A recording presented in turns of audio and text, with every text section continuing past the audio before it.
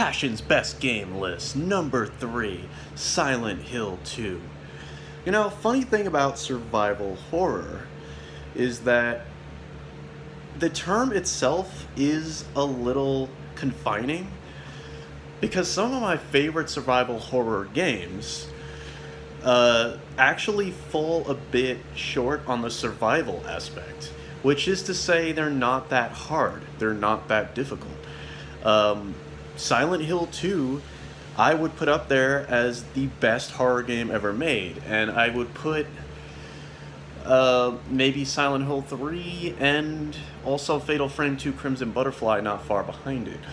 And neither of those games are particularly hard necessarily, on their default settings especially.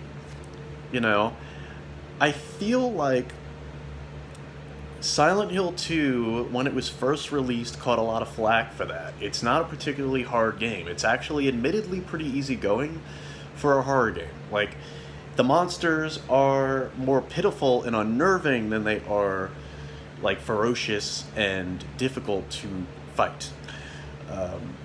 Which is fine because that's not really what Silent Hill 2 achieves. It gets under your skin simply because of how unnerving the atmosphere is, thanks in no small part to the sound design by Akira Yamaoka, one of the best game composers out there. He's awesome. He composed the music and sound design for all 4 of the original Silent Hill games before Konami, of course, disbanded Team Silent and ruined the franchise forever. Fuck Konami. But anyway, Silent Hill 2 is great. Like, it probably has one of the best opening monologues of any game I've ever played. It perfectly establishes the premise of the game. Perfectly. It perfectly establishes James Sunderland as a protagonist. We immediately sympathize with him.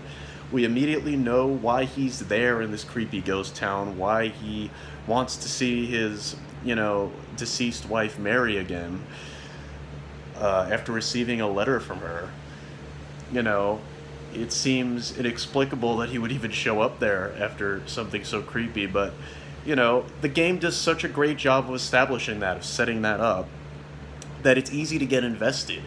And I feel like that's something a lot of later horror games fail to do, actually, is they don't imbue the main character with enough humanity to make you care, to get you invested. And I feel like Silent Hill 2 wouldn't be so creepy and disturbing if we didn't understand James well enough. I think it's one of the biggest problems with Dead Space, for example, is that Isaac Clarke, the protagonist of that game, is also looking for his wife and is supposed to care about her or something, but because he is a flatline character with no personality, he's a silent protagonist, so he doesn't even speak.